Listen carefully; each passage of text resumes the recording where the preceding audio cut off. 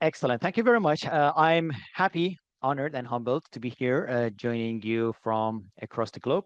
My name is Amir, and today I'll be talking about teacher agency, what it is, why it matters, and how we can apply that in our classes. Thank you for being here. Uh, let's start. It all began a couple of months ago when I wanted to observe one of my colleagues. So this was a classroom of primary students in Vietnam, and the class was co-taught by Vietnamese and foreign teachers. This class was supposed to be for a foreign teacher, and me and the foreign teacher walked inside the class, and the teacher set up his stuff, and after a couple of minutes, they started teaching the assigned pages and the schedule. And after some minutes, they realized that apparently this lesson has been already taught by the Vietnamese teacher. So the teacher started to be a bit nervous, especially because he was also being observed. And you know how much we teachers love being observed. So he thought for a couple of seconds. And after that, he decided to carry on teaching the same pages and the same lesson. And this was not a very engaging lesson for students. After the session, I started examining teacher agency more seriously. And that's when teacher agency became more prominent for me. Before I talk about one definition of teacher agency, I want you to put in the chat box one or two words, a couple of phrases. What do you think teacher agency is? What comes to mind when you think of teacher agency?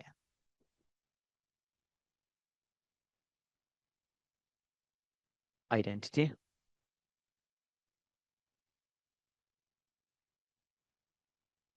sharing good practice, Coralie. I love that one. Group teachers helping one another, networking, ability, creativity, dedication, management. Somebody says, I don't know. That's great. If you don't know, I hope I will leave you with some food for thought, exchanging ideas, management, making choices. Yeah, yeah. Excellent, wonderful. Yeah. Okay, great. Love it. Thank you very much. Right. I believe all of you are correct. So in literature, there are a lot of different definitions for teacher agency, but I love this one the best by Johnson and Golombek, in which it boils down to is that teacher agency is when we realize we need to take action, and we take action, and we effectuate change to facilitate learning and create a learning environment which is conducive to our learners' learning. And after that, I was thinking to myself that, okay, this is obviously something really important, but are we teachers sufficiently made aware of this in formal teacher training courses, in in-house workshops, professional development webinars such as this one? And to me, at least, the answer was an unequivocal no, despite its significance.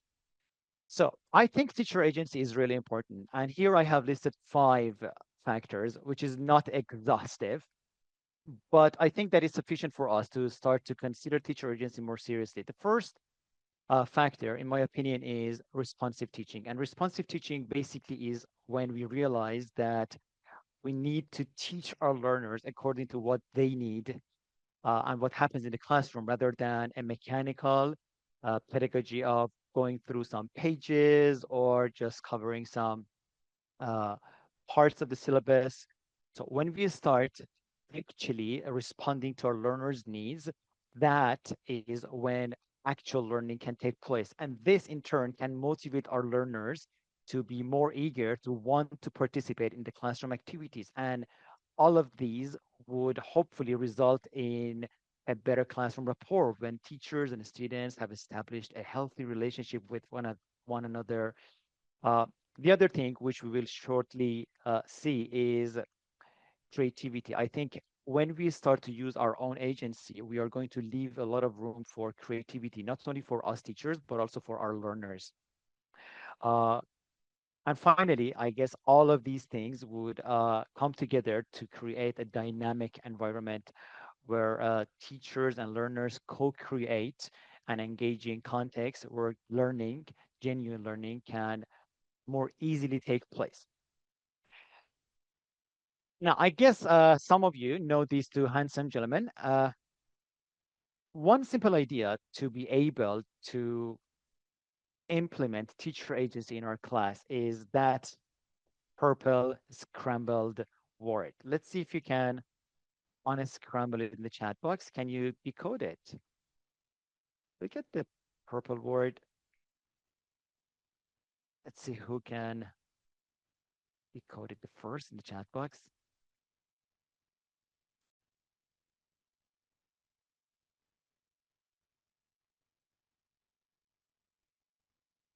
There you go. I'm not sure if I can pronounce Sitarova Carolina. You were the first. Well done. Great. Right. Okay. So here Underhill and Scrivener. A couple of years ago, I read an article on their website. Actually, it was a blog, and they said we teachers only need to upgrade learners' language whenever we see that they already know something, and that hit home when I was learning about teacher agency, and I realized that yeah, this is exactly what we need to do. Instead of having to repeat the same pages, sometimes we teachers we don't have any agency in choosing the textbook and going ahead of the syllabus, or sometimes even not going back to review some of the lessons that have already been taught. But we can always upgrade our learners' language.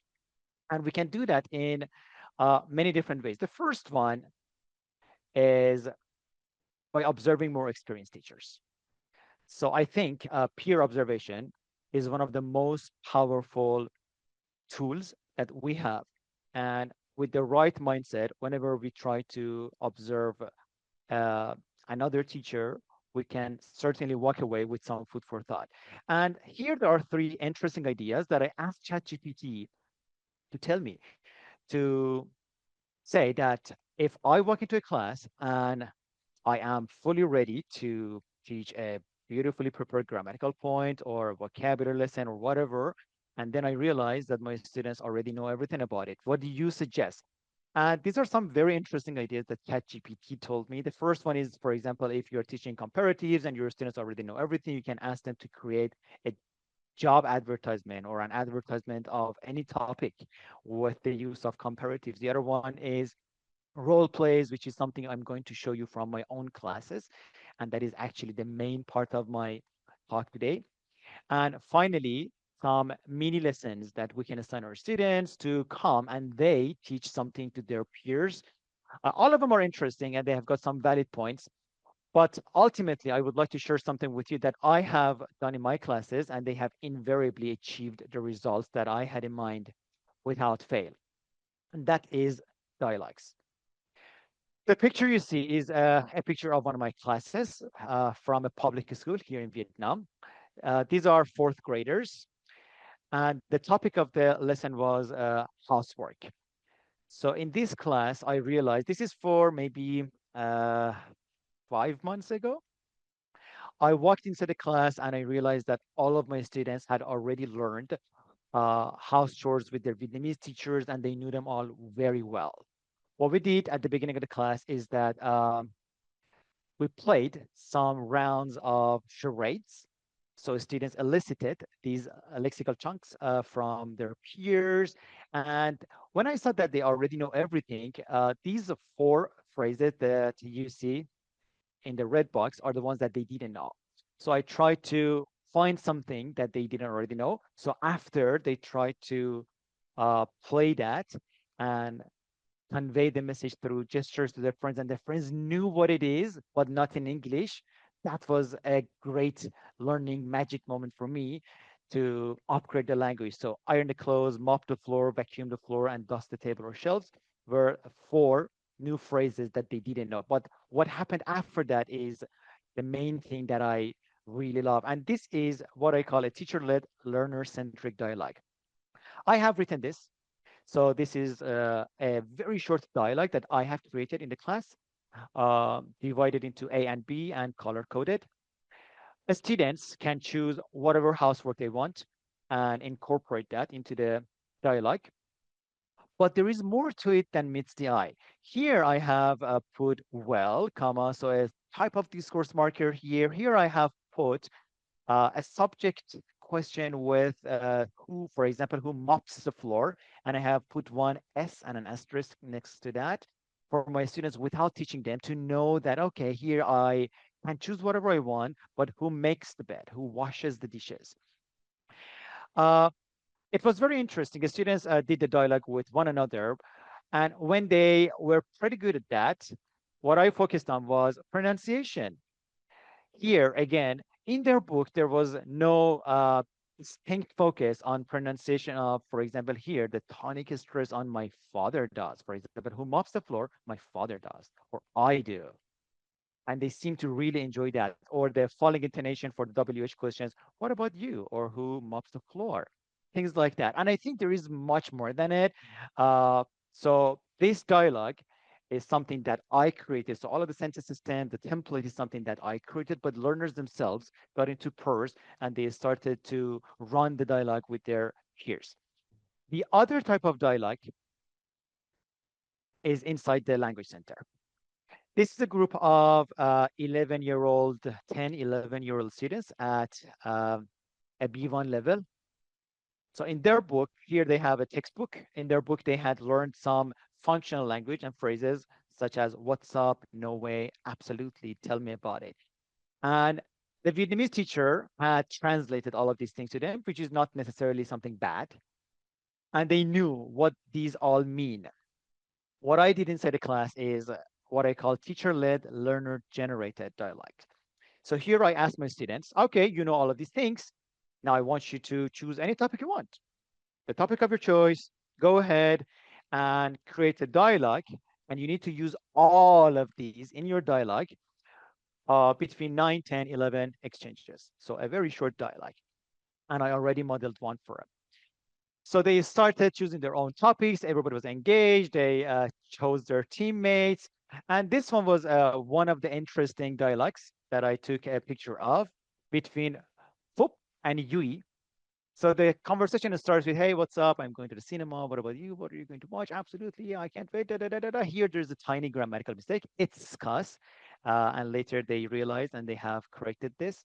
Something interesting here is that Yui, one student, says it costs 500,000 Vietnam dong, which is more or less about $20, which is too expensive for Vietnam because here, if I'm not mistaken, the movie tickets are about 80,000 or 100. Then Foop says, no way, it's too expensive, which is amazing language. Then after that, Yui says, well, if you say so. And I think it's cheap. So Yui is probably one of those rich kids in the class. And then Foop says, tell me about it.